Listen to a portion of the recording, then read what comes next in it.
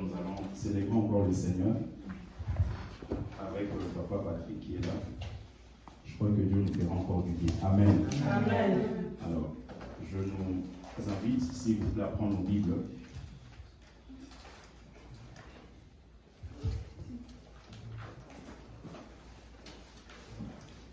Seigneur, bénis ces quelques mots qui vont sortir de ma bouche. Permets à quelqu'un de percevoir réellement la pensée que tu as nous communiquer. Je prie que ton esprit puisse planer en ce lieu. Seigneur, tout ce qui pouvait constituer la mort soit ôté au nom de Jésus. Que ta présence nous comble, parce que nous savons que ta présence est la victoire. Que ton nom soit béni au nom de Jésus-Christ. Amen. Voilà. Je vous prie de noter et ensuite on va les lire. On va lire premièrement Éphésiens chapitre 6, le verset 12. Éphésiens chapitre 6, le verset 12. Ensuite, on lira Josué chapitre 8, verset 18 au verset 28. Donc, Éphésiens chapitre 6, le verset 12. Et ensuite, on lira Josué chapitre 8, verset 18 au verset 28. Et on finira par 2 Rois chapitre 13, du verset 14 au verset 21. 2 Rois chapitre 13, du verset 14 au verset 21.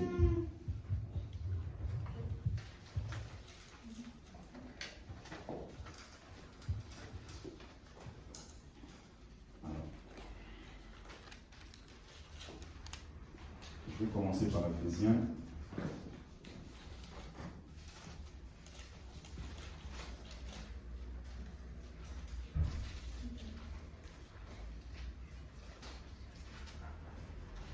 Éphésiens chapitre 6, le verset 12.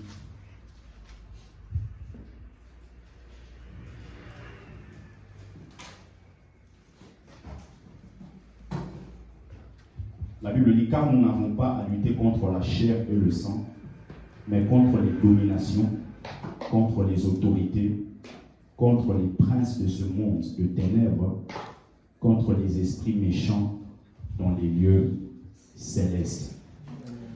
Alors, Josué, chapitre 8.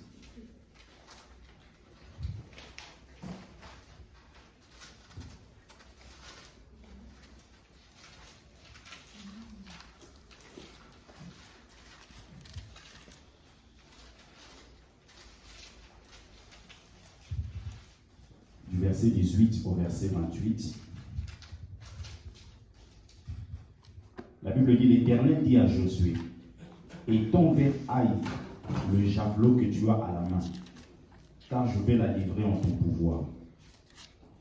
Et Josué étendit vers la ville le javelot qu'il avait à la main.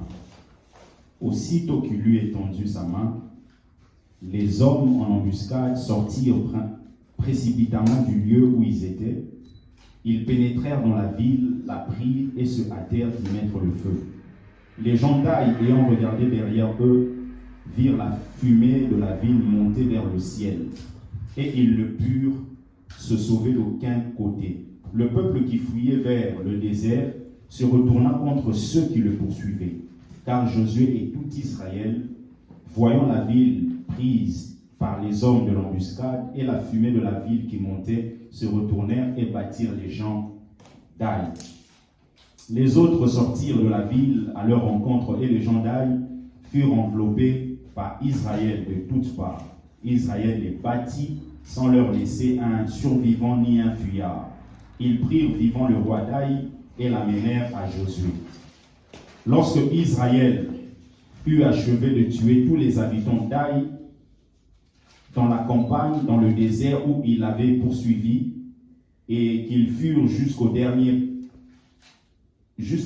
passé au fil de l'épée, tout Israël revint vers Aï et la frappa du tranchant de l'épée. Il eut au total 12 000 personnes tuées ce jour-là, hommes et femmes, tous gens d'Aï. Le verset 26, Josué ne retira point sa main qu'il tenait étendue avec le javelot. C'est très important pour prédication de tout à l'heure. Donc Josué ne retira point sa main qu'il tenait étendue avec le javelot, jusqu'à ce que tous les habitants aient été dévoués par interdit. Seulement Israël garda pour lui le bétail et le butin de cette ville, selon l'ordre que l'Éternel avait prescrit à Josué. Josué brûla Haï et en fit à jamais un monceau de ruines qui subsiste encore aujourd'hui. Amen. Alors, pour finir, s'il vous plaît, prenons 2 Rois, chapitre 13, du verset 14 au verset 21.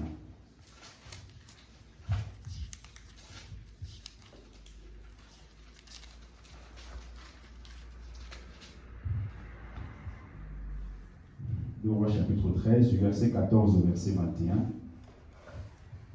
La Bible dit, Élisée était atteint de la maladie dont il mourut. Et Joas, roi d'Israël, descendit vers lui, pleura sur son visage et dit, mon père, char d'Israël et sa cavalerie. Élisée lui dit, prends un arc et des flèches. Et il prit un arc et des flèches. Puis Élisée dit au roi d'Israël, bande l'arc avec ta main. Et quand il eut bondé de sa main, Élisée mit ses mains sur les mains du roi. Et il dit, ouvre la fenêtre à l'orient. Et il ouvrit. Élisée dit, tire. Et il tira. Élisée dit, c'est une flèche de délivrance de la part de l'Éternel. Une flèche de délivrance contre les Syriens. Tu battras les Syriens à Aphek jusqu'à leur extermination. Élisée dit encore, prends les flèches. Et il les prit. Élisée dit au roi d'Israël, frappe contre terre. Et il frappa 3 fois et s'arrêta. L'homme de Dieu s'irrita contre lui et dit, il fallait frapper 5 ou 6 fois. Alors tu aurais battu les Syriens jusqu'à leur extermination. Maintenant tu les battras 3 fois. Le verset 20, Élisée mourut et on l'enterra. L'année suivante, des troupes de Moabites pénétrèrent dans le pays et comme on enterrait un homme, voici, on aperçut une de ses troupes et l'on jeta l'homme dans le sépulcre d'Élisée. L'homme alla toucher les os d'Élisée et il reprit vie et se leva sur ses pieds. Amen. Et se leva sur ses pieds. Alors pendant quelques minutes, je nous invite à partager sur ce thème que j'ai intitulé « Apte pour le combat avec le Saint-Esprit ». Apte pour le combat avec le Saint-Esprit. Apte pour le combat avec le Saint-Esprit. Vous verrez que on a parlé pendant un bon moment des patriarches d'Abraham, on a parlé de Jacob, on a parlé de Isaac. Nous avons compris que Abraham, c'est quelqu'un qui a reçu la promesse. Abraham était père parce qu'il s'appelait avant Abram. Son nom a été changé en Abraham. Abraham veut dire père élevé. Et son nom a été changé en Abraham, qui veut dire père d'une multitude. Et je vous avais dit la fois passée que malgré que son nom a changé, il y avait toujours la dimension de père. Parce que Abra, c'est ce qui donne Abba, père. Donc Abraham était toujours père, mais il devait connaître Dieu comme étant son père. Comme étant son père qui peut prendre soin de lui, parce que cet homme n'avait pas d'enfant. Justement, il devait dépendre de Dieu comme étant le père qui prend soin de son fils. Donc Abraham a bénéficié des promesses de Dieu. Et vous verrez que Isaac, il est celui qui vient après Abraham. Et Isaac n'a pas fait beaucoup d'efforts. En fait, Abraham a beaucoup résisté face à un certain nombre de choses. Et finalement, la promesse est accomplie dans sa vie. Et Isaac, quand il est arrivé, il est rentré un peu comme dans un tunnel, juste pour bénéficier de ce que son père avait déjà reçu. Bien qu'il a eu quelques problèmes, mais ça n'a pas duré comme son père Abraham. C'est-à-dire que dans la vie, il y a certaines personnes qui nous permettent d'avoir des chemins un peu plus faciles. Vous verrez un papa qui se bat pour que ses enfants demain ne vivent pas les mêmes choses que lui. Et c'est justement ce qu'Abraham a fait. C'est-à-dire qu'il a frayé un chemin pour que son fils Isaac ne puisse pas vivre les mêmes difficultés que lui a vécues. Les mêmes difficultés. Et c'est ce que Jésus a fait d'ailleurs. Jésus, la Bible dit, il est entré dans le tabernacle céleste. Justement, il est entré pour frayer un chemin. Afin que tout celui qui va recevoir Jésus comme étant sauveur et Seigneur puisse aussi entrer dans ce tabernacle céleste sans avoir des interruptions. Parce que dans les temps anciens, vous ne pouvez pas vous-même aller offrir. Il fallait un sacrificateur pour ramener votre offrande. Et tout le monde n'était pas sacrificateur. Donc c'était le souverain sacrificateur qui entrait une fois par an dans le lieu très saint pour ramener ce qu'il pouvait ramener concernant le peuple. Mais lorsque Jésus a frayé ce chemin, nous n'avons plus besoin d'un souverain sacrificateur terrestre. Nous avons besoin de Jésus qui a frayé le chemin afin qu'avec lui nous puissions aller dans le lieu saint et offrir pour notre Dieu. Amen. Donc Isaac a bénéficié de ça. Et vous verrez maintenant Jacob. Jacob, son nom a été changé. Je vous avais dit la fois passée, je crois que je l'ai enseigné quelque part. Dieu a changé le nom d'Abraham. Donc Abram en Abraham. Il a changé le nom de Jacob en Israël. Jacob veut dire celui qui supplante, celui qui passe par derrière pour prendre la bénédiction de quelqu'un d'autre. C'est ce qu'il a fait, bien qu'il y avait des prophéties, mais l'acte qu'il a posé, c'est-à-dire qu'il est passé par derrière pour prendre ce qui appartenait à son frère Ésaü. Et Dieu il a changé ce nom en Israël. Israël veut dire celui qui a combattu avec Dieu. Celui qui sort vainqueur avec Dieu. Parce qu'il a combattu avec Dieu, il est sorti vainqueur. Il est sorti vainqueur pourquoi? Ce n'est pas parce que Dieu est faible. Il est sorti vainqueur parce que malgré le fait que Dieu était en train de pouvoir casser son côté fort, il tenait Dieu. Il disait je ne t'abandonne pas. Il y a des gens, moindre problème, ils fuient le Seigneur. Alors que Dieu, bien aimé, ce qu'il attend de nous, c'est qu'à un moment, il peut commencer à casser ta hanche. La hanche, c'est l'image de ta force, l'image de ton intelligence, de là où tu t'appuies.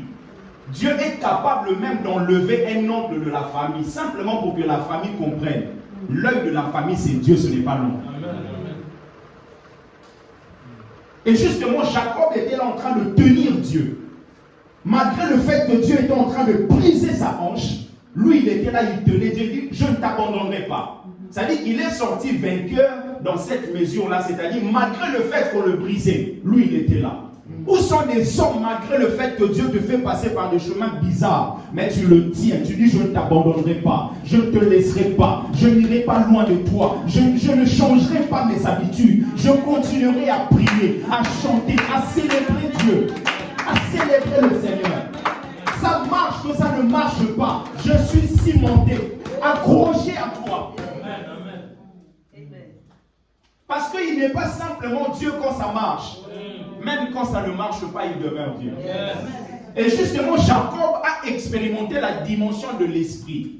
De l'esprit qui vient transformer la vie de quelqu'un. Qui vient changer même la mentalité de quelqu'un. Parce que Jacob, il était quelqu'un qui était ingénieux. Quelqu'un qui pouvait monter un coup et son coup réussir. Mais au-delà de ça, Dieu lui a fait voir que tu n'es pas plus intelligent que moi. Tu n'es pas plus intelligent que moi. Donc justement, le Saint-Esprit vient nous briser pour que nous puissions mener un combat sur la terre. Parce que tel que nous sommes là, nous sommes des membres d'un royaume. Et vous avez le royaume de Dieu et vous avez le royaume des ténèbres. Ce qui est invisible, c'est ceux qui dirigent le visible. Quand vous voyez quelqu'un sur un trône, dites-vous qu'il y a quelque chose qui soutient ce trône. Ça peut être le Dieu des armées, mais ça peut être aussi des forces sataniques. C'est ainsi que quand vous lisez le livre d'Ézéchiel, vous allez voir qu'on nous parle d'un roi, qu'on appelle le roi de Tyr. Mais ensuite, on nous parle d'un prince, le prince de Tyr. C'est-à-dire qu'il y a quelqu'un de visible que vous voyez sur le trône. Mais il y a quelqu'un d'autre d'invisible qui soutient celui qui est sur le trône. Quand vous voyez un président de la République, soit il y a quelqu'un derrière qui est Dieu, soit il y a quelqu'un derrière qui est Satan. Mais il y a forcément quelque chose qui soutient le trône. Maintenant, dans ce monde, nous sommes confrontés à un certain nombre de puissances et de forces. Et l'apôtre Paul est en train de nous dire, nous n'avons pas à lutter contre la chair et le sang. C'est-à-dire que mon combat n'est pas contre celui qui est en face de moi. Mon combat est contre les dominations, les principautés et les autorités. Amen. Jésus l'a fait montrer d'ailleurs à Pierre. Parce que Pierre vient lui dire, Seigneur, tu ne mourras pas. Bien que Jésus était venu pour ça. Et Jésus lui dit, non, arrière de moi Satan. Pourquoi? La pensée qui animait Pierre en ce moment-là, c'était la pensée du diable. Jésus n'a pas chassé Pierre. Il a chassé l'esprit qui animait Pierre. En fait, il faudrait que dans notre marche, nous comprenions. Quelqu'un peut avoir des mauvaises habitudes. En fait, le problème, ce n'est pas la personne. C'est l'esprit qui est en train d'animer cette personne. Chasse l'esprit qui est en lui et récupère ton frère. Amen. Il a dit, arrière de moi, Satan. Il a récupéré Pierre. Donc, nous n'avons pas à lutter contre la chair et le sang. La version matin, Bible dit, car nous n'avons point à combattre contre le sang et la chair, mais contre les principautés, contre les puissances, contre les seigneurs du monde, c'est-à-dire des gouverneurs, des ténèbres de ce siècle, contre les malices spirituelles qui sont dans les lieux célestes. Le Saint-Esprit, justement, est venu pour nous permettre de maintenir la victoire que Jésus a eue à la croix. La Bible déclare que Jésus a dépouillé les dominations, a dépouillé les autorités et les a livrées publiquement en spectacle et en triomphant d'elles par la croix. C'est-à-dire que Jésus a remporté la victoire.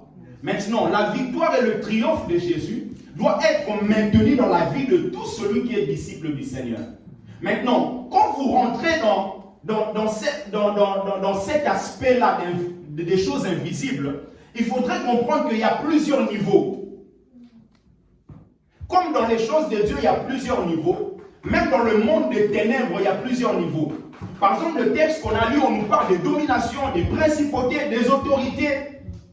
Parce que le diable sait comment les choses étaient organisées au ciel. Il était le chérubin protecteur et justement, il connaissait bien les choses, comment ça se passait là-bas. Il vient reproduire sur la terre. C'est ainsi que tout ce qu'il fait sur la terre, il fait simplement en copiant ce qui était fait là-bas. Et la Bible dit qu'il se déguise en ange de lumière. Pourquoi? Parce que son objectif, c'est de se déguiser afin de tromper plusieurs personnes. Parce qu'il sait, si je viens devant Mehdi avec des cornes, Mehdi va me localiser. Il va savoir que ça, ce n'est pas de Dieu. Mais il t'enverra quelqu'un bien parfumé. Mais c'est son élément afin de détruire ta famille et ta vie. Je prie au nom de Jésus. Aucune manigance de Satan ne pourra prendre place dans notre famille et dans cette église au nom de Jésus. Et le premier niveau, je vous prie de noter, c'est le niveau des esprits mauvais. Le niveau des esprits mauvais. Et ces esprits mauvais, justement, sont à chasser. Actes des Apôtres, chapitre 19, le verset 11 et le verset 12, s'il vous plaît. Le premier niveau dans le combat spirituel, c'est le niveau des esprits mauvais. C'est la base du monde invisible. Actes chapitre 19, le verset 11 et le verset 12. La Bible dit que Dieu faisait des miracles extraordinaires par les mains de Paul, au point qu'on appliquait sur les malades des linges ou des mouchoirs qui avaient touché son corps, et les maladies les quittaient et les esprits malins sortaient. C'est-à-dire qu'il y avait des mouchoirs qui touchaient le corps de Paul, et quand ces malades les touchaient, ces mouchoirs, les esprits mauvais sortaient. Donc le premier niveau, c'est le niveau des esprits mauvais. Marc chapitre 16, le verset 17. Marc 16, le verset 17. Là, il dit, voici les miracles qui accompagneront ceux qui auront cru en mon nom. Ils chasseront les démons. Ils parleront de nouvelles langues. Ça, c'est une promesse que Dieu donne à tous ceux qui sont en train de pouvoir le suivre. Il dit, voici les miracles qui vont accompagner tous ceux qui auront cru. Ils parleront de nouvelles langues. Ils chasseront les démons. Donc le premier niveau, c'est le niveau des mauvais esprits. Chasser les démons. Tout ce qui a trait à la délivrance personnelle. Il y a des démons bien aimés qu'il faut chasser. En fait, Jésus, quand il est venu sur la terre, il nous a donné un modèle. Le modèle de Jésus, c'est que non seulement il guérissait, mais il chassait aussi les esprits. Non seulement il chassait aussi les esprits, il amenait des hommes à la repentance. Non seulement il amenait des hommes à la repentance, mais il faisait naître la foi aussi dans le cœur des gens. Il y a des hommes et des femmes qui sont possédés même dans nos familles par des démons. C'est-à-dire que la personne est en train de faire quelque chose, vous posez des questions, mais Un homme normal ne peut pas faire ça. Pourquoi? Parce qu'il y a un démon derrière qui accompagne ces choses. Et Jésus était là pour pouvoir les chasser. Et il nous donne ce pouvoir. Il dit, ceux qui auront cru vont chasser les démons. Pas par ta force, mais par la puissance de Jésus qui est en toi. Amen. Quand tu comprends que le Saint-Esprit est en toi, le Saint-Esprit qui a fait ressusciter Jésus d'entre les morts. Parce que, réfléchissez bien, la chose la plus dure à appliquer dans ce monde, c'est la résurrection. Vous prenez quelqu'un qui a mal à la tête, vous l'amenez chez le médecin, va donner un Doliprane, après la personne est reçue. Et guérie, c'est fini. Mais quelqu'un qui est mort depuis des jours, là c'est quelque chose de compliqué. Yes. Et la Bible dit, l'Esprit a ressuscité Jésus d'entre les morts. Donc s'il est capable de ressusciter quelqu'un d'entre les morts, il est capable de chasser un démon. Yes. Il est capable. Donc le premier niveau des esprits mauvais. Deuxième niveau, s'il vous plaît, c'est le niveau occulte. C'est le niveau occulte. Dans ce niveau, vous faites face à des forces organisées du mal, comme le satanisme, la sorcellerie, la franc-maçonnerie, ou même les vaudous.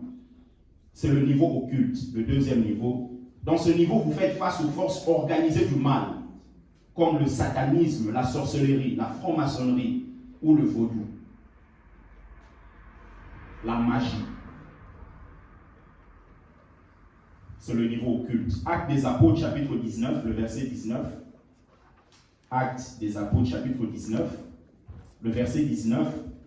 La Bible dit, et un certain nombre de ceux qui avaient exercé les arts magiques, ayant apporté leurs livres, les brûlèrent devant tout le monde, en estimant la valeur à 50 000 pièces d'argent. Donc, il y avait des gens qui avaient exercé de la magie. Donc, justement, en tant que disciples de Jésus, nous ferons face aussi à ce niveau, le niveau occulte, où des hommes et des femmes sont à la franc-maçonnerie, exercent tout ce qui est vaudou, tout ce qui est satanisme, tout ce qui est magie. Et par le nom de Jésus, toutes ces choses sont vaincues. Amen. Amen. Troisième niveau, pour aller plus loin, c'est le niveau stratégique. À ce niveau, vous affrontez les principautés de ténèbres du haut rang, comme les esprits territoriaux. Vous pouvez noter simplement les esprits territoriaux. Les esprits territoriaux. Là, il ne s'agit pas simplement d'un petit démon, il ne s'agit pas simplement d'un mauvais esprit qui peut prendre place dans la vie de quelqu'un. C'est vraiment un esprit territorial. Esprit territorial. Et vous le voyez dans le livre de Actes des Apôtres, chapitre 19. Je vous donne le texte, mais je ne vais pas tout lire. Actes 19, du verset 18 au verset 41. Actes des Apôtres, chapitre 19, du verset 18 au verset 41. On nous parle de l'apôtre Paul quand il est arrivé à Éphèse. Et finalement, à Éphèse, l'apôtre Paul a prêché l'évangile. Et en prêchant l'évangile, l'apôtre Paul a fait face à un certain nombre d'obstacles. Et parmi ces obstacles-là, c'est que plusieurs personnes recevant leur délivrance, justement, venaient détruire un peu le business de ces gens, leur industrie, parce que ces gens-là étaient en train de prôner une déesse qu'on appelle Diane. Parce qu'il y avait une déesse dans cette ville d'Éphèse qui justement était un esprit territorial. C'est un esprit qui était en train de gérer tout un territoire. C'est ainsi que vous allez voir, il y a des esprits qui peuvent agir dans des vies, dans des familles, mais il y a des esprits qui agissent au niveau des territoires. Vous allez voir par exemple dans toute une ville, les jeunes filles vivent pratiquement les mêmes choses. Vous allez voir dans toute une ville, les jeunes garçons vivent pratiquement les mêmes choses. Posez des questions, mais comment se fait-il que dans cette ville, les hommes finissent toujours de cette manière-là? Pourquoi? Parce qu'il y a tout un esprit territorial qui est en train de pouvoir gérer tout un territoire. Ça ne gère pas juste une famille, ça ne gère pas juste une vie, ça gère tout un territoire, ça peut gérer toute une commune, ça peut gérer toute une ville. Et l'apôtre Paul a fait face justement à cet esprit territorial. Parce que lorsque l'apôtre Paul est en train de prêcher, les gens sont délivrés, la Bible déclare, toute la ville est venue vers lui. Pourquoi? Parce que c'était un esprit qui était en train de transcender la dimension familiale. Ça transcendait la dimension d'une maison. Ça transcendait la dimension d'un quartier. Ça touchait tout un territoire. Je prie au nom de Jésus, quel que soit le territoire dans lequel nous habitons, aucun esprit ne va influencer nos familles. Et finalement, ils ont tout fait pour que l'apôtre Paul puisse quitter leur territoire. Parce qu'au moment où l'apôtre Paul est là, leur industrie est dérangée.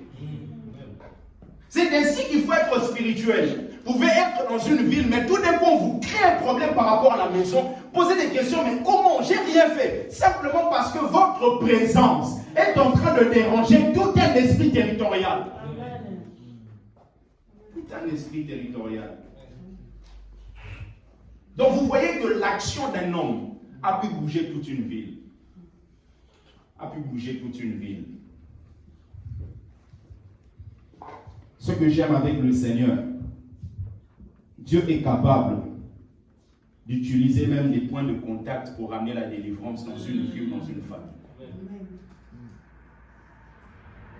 Dans une vie ou dans une famille. Quand on prend le texte qu'on a lu dans le livre de Josué, la Bible nous dit que Josué était en train d'affronter la ville d'Aï. La ville d'Aï, vous vous rappelez de cette histoire, c'est-à-dire que lorsqu'ils ont quitté l'Égypte, la première ville qu'ils devaient conquérir, c'était Jéricho. Jéricho, la Bible déclare que cette ville était barricadée et cette ville était fermée. Personne ne sortait, personne n'y entrait. Et finalement, Jéricho était une très grande ville. Et les enfants d'Israël ont pu quand même conquérir cette ville. Mais après ça, la Bible déclare que Dieu avait dit au peuple d'Israël, quand vous allez conquérir Jéricho, il y a un certain nombre de choses que vous n'allez pas prendre. Mais il y a un homme qu'on appelle Akan qui a pris ce qu'on appelle le feu étranger. Et finalement, en prenant, il a ramené la défaite dans tout un peuple. Il a ramené la défaite en Israël. Et ils ont battu Jéricho, la grande ville, tout juste après une petite ville, Aïe, ils ont perdu. Et finalement, Josué était un peu perplexe, il a posé des questions à Dieu. Et finalement, Dieu va lui dire, Josué, tu vas prendre un javelot. Et ce javelot-là, tu vas le tenir. Et Dieu est en train d'utiliser quelque chose de physique. Mais concernant un combat qui va... Parce que le javelot en question, ça ne va pas ramener la victoire. Le javelot, il le tient comme ça ne va pas détruire Aïe. Mais Dieu est en train d'utiliser un élément comme un point de contact afin que la délivrance vienne dans la vie des enfants d'Israël. C'est-à-dire que dans la vie, Dieu peut utiliser des points de contact. La femme qui avait la perte de sang, pourquoi elle n'est pas venue toucher les cheveux de Jésus? Pourquoi elle n'est pas venue toucher juste les orteils de Jésus? Mais cette femme a compris que le point de contact en ce moment-là, c'était le pan de sa robe. Elle a dit, si je peux toucher le pan de sa robe, je serai guéri. Donc, un point de contact qui ramène la délivrance dans sa propre vie. Maintenant, Josué devait tenir le javelot. Rappelez-vous que Josué, en tenant le javelot, il ne devait pas tenir ça pendant juste 15 minutes. Il devait tenir ça du début jusqu'à la fin du combat. En fait, lorsque Dieu nous parle de ça, c'est simplement nous montrer la persévérance dans la prière. Certaines personnes ne reçoivent pas la délivrance simplement parce qu'ils abandonnent ou elles abandonnent rapidement. Josué devait tenir le javelot du début jusqu'à la fin. J'imagine, en tenant le javelot, il pouvait être fatigué, il pouvait avoir mal au bras. Mais Josué savait, c'était un point de contact afin que la délivrance vienne en Israël. Il y a des directives que Dieu peut te donner. Et ces directives, lorsque tu l'appliques, la délivrance vient non seulement chez toi, mais aussi dans toute ta famille. Il a tenu jusqu'au bout. Mais la Bible nous parle d'un autre exemple. On a vu le roi Joas. Le roi Joas était le roi d'Israël. Et ce roi, un jour, la Bible déclare, il a compris que le pays de Syrie va attaquer Israël. Il s'est dit, ok, non, je ne veux pas tergiverser, je vais aller voir le prophète. Et en allant voir le prophète Élisée, la Bible déclare qu'Élisée était au chevet de son lit en train de mourir. C'est-à-dire qu'un homme est en train de mourir, mais c'est lui qu'on vient consulter. Vous savez, quand vous savez la chose de Dieu, même si vous êtes pauvre financièrement, je vous dis la vérité, les gens chercheront ceux qui ont. Amen. Et finalement, il dit, mais tu viens pourquoi? Il dit, mais je viens, mon père, la cavalerie d'Israël, je viens te voir parce que je ne sais pas quoi faire. En fait, le premier principe que nous retirons dans ce texte, c'est que à chaque fois que vous êtes confronté à quelque chose, consultez Dieu. Parce que le prophète, en ce temps-là, c'était l'image de Dieu. Les gens venaient consulter le prophète. La Bible déclare, quand on venait voir le prophète, on venait chez le voyant. Parce que dans l'Ancien Testament, venir voir le prophète signifie venir voir Dieu. Donc pour nous qui sommes dans la Nouvelle Alliance, c'est l'image de quelqu'un qui vient consulter Dieu. Mais regardez un peu le roi. Qui dit roi dit quelqu'un qui a beaucoup d'argent. Qui dit roi dit quelqu'un qui ne manque pas de grand chose. Qui dit roi dit quelqu'un qui est stable financièrement. Mais malgré sa stabilité financière, il comprend que je ne dois pas m'engager sans venir consulter Dieu. Mais bizarre, nous allons voir des gens aujourd'hui, quelqu'un qui a un peu d'argent, qui a un CDI, il oublie Dieu, il pense que lui-même peut réfléchir et faire quelque chose de bien. Bien-aimé, dépendant toujours du Seigneur. Amen. Il est venu consulter le roi. Et finalement, en consultant le roi lui dit, ouvre la fenêtre. Il dit, prends la flèche. Il prend la flèche, il dit, mais tu vas tirer. Et maintenant, en ouvrant la fenêtre, le roi prophétiquement devait lui dire quelque chose. Il devait lui dire la direction vers laquelle les Syriens devaient attaquer.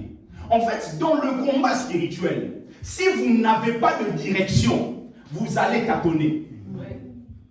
Il lui dit, ouvre la fenêtre. Il dit, tu vas lancer. Il va lancer vers l'Orient. L'Orient, ça veut dire vers l'Est.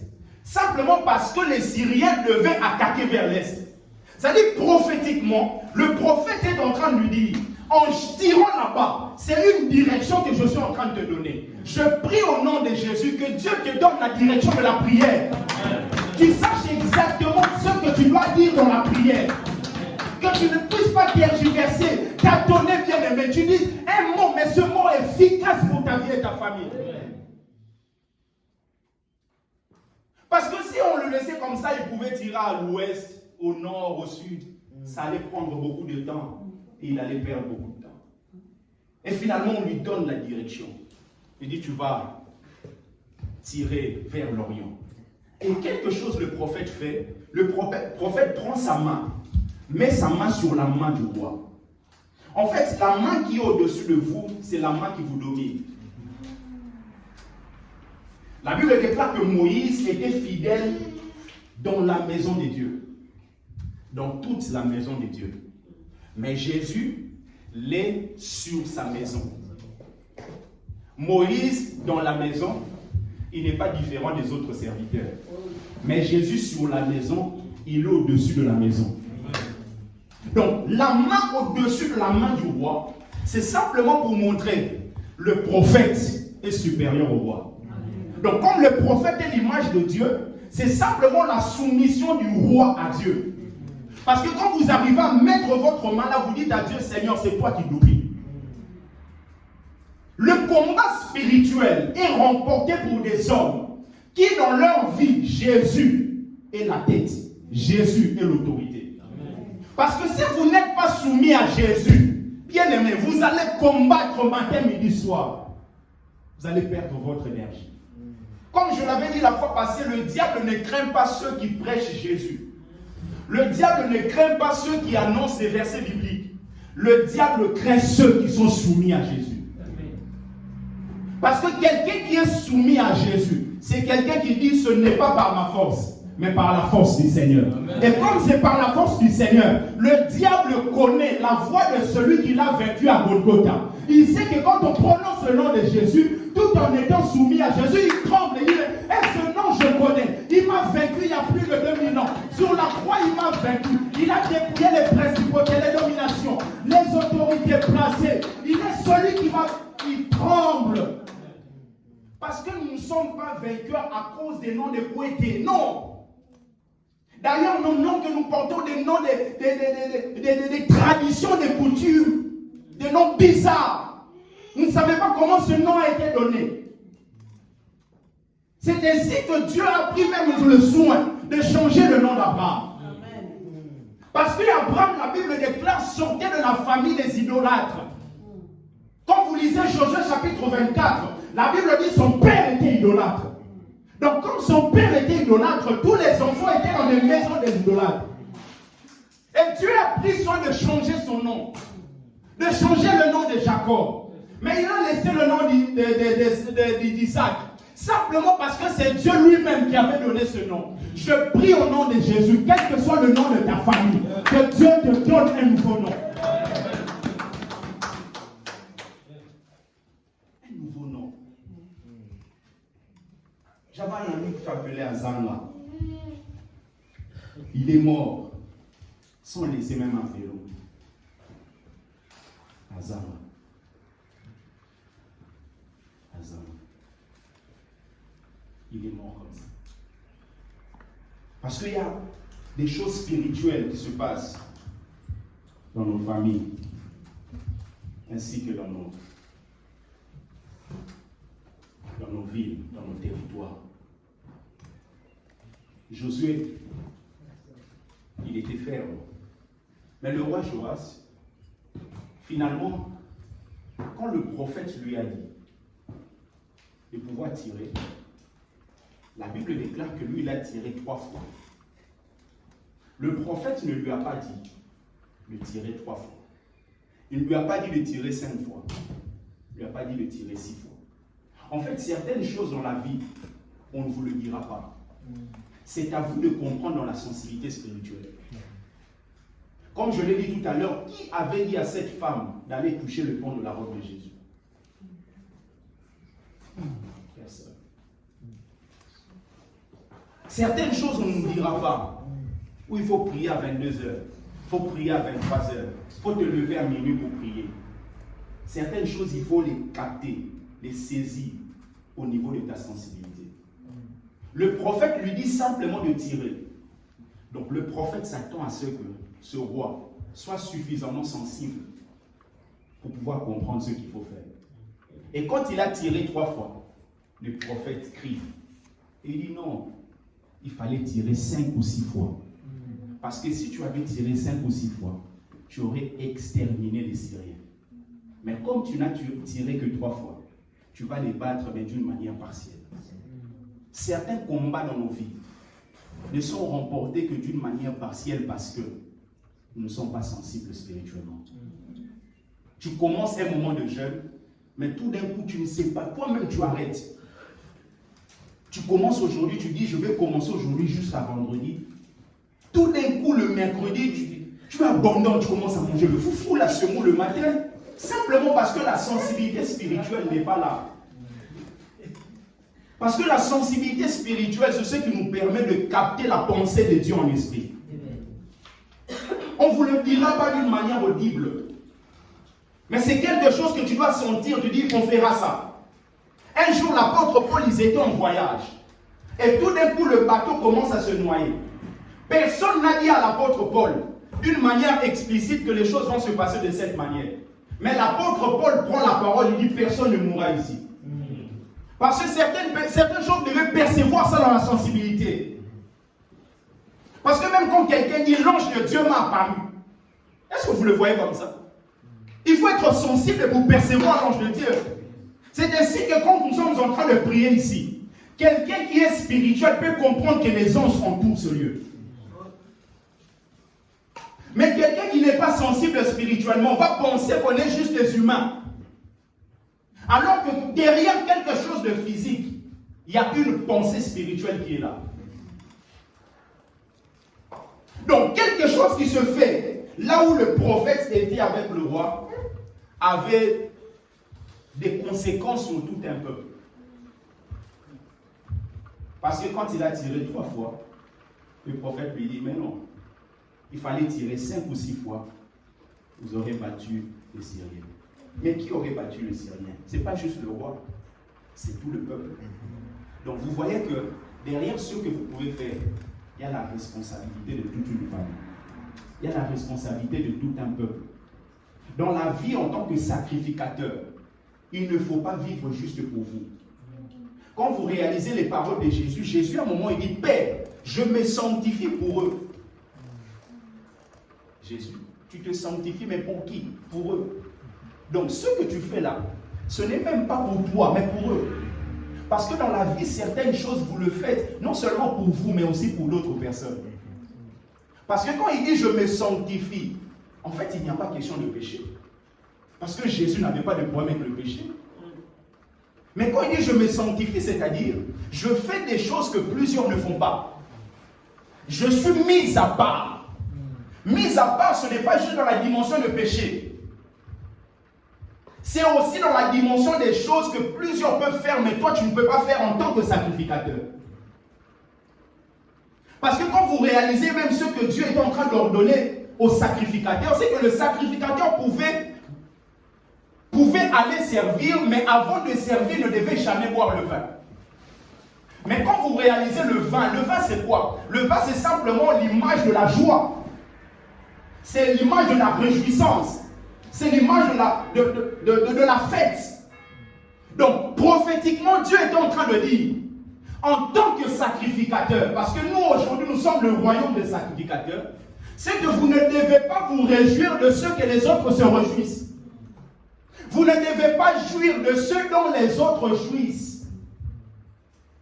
Pourquoi? Parce que nous connaissons les enjeux spirituels. Quelqu'un qui connaît les enjeux spirituels ne se comporte pas comme tout le monde. Bien aimé, ce monde est foutu et pourri. Il n'y a que ceux qui ont les yeux ouverts qui peuvent comprendre. Je prie Dieu que nos yeux soient ouverts. Pas juste les yeux physiques. Pas juste les yeux physiques. J'ai raconté ici une fois, il y a un ami, l'homme de Dieu Miguel, dans leur société, une dame bien parfumée, bien belle, bien habillée. Tous les matins, achète des coca et des Fanta au champ d'été. Et un jour, elle ramène des poupées dans son sac. Quelqu'un lui pose des questions. Comment toi, tu peux avoir des poupées dans le sac? Elle dit ouvertement, je suis sorcière. Ils étaient étonnés.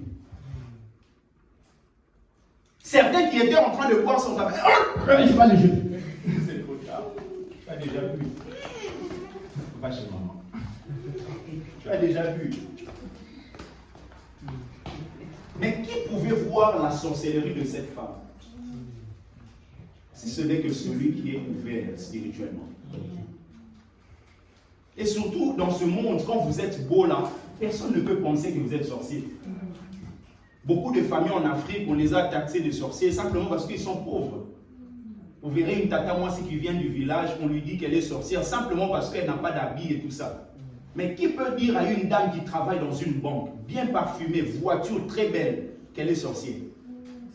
On va tous profiter derrière pour gagner de l'argent, pour avoir de son argent. On ne verra jamais une trace de la sorcellerie. C'est ainsi que dans cette église, nous devons être des hommes spirituels. Des hommes qui voient au-delà de ce que le physique peut nous donner. Que Dieu bénisse sa parole.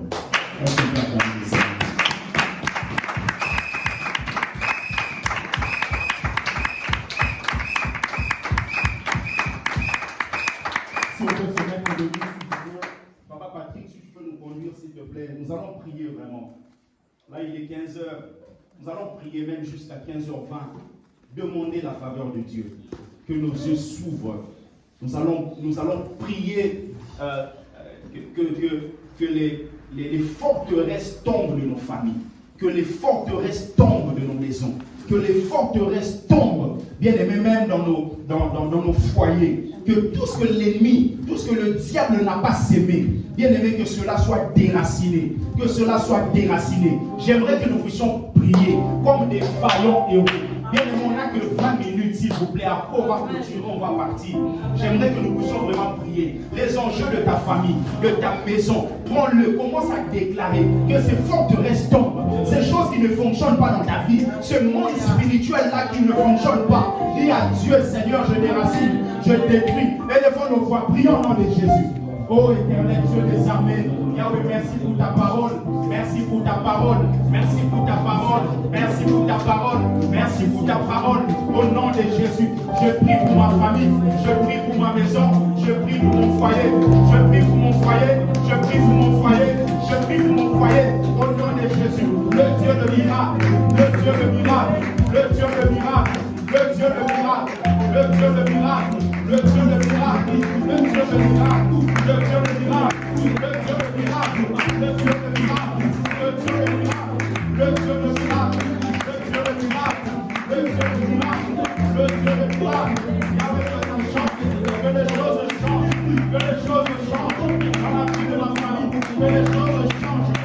changer mon foyer. Que les choses changent.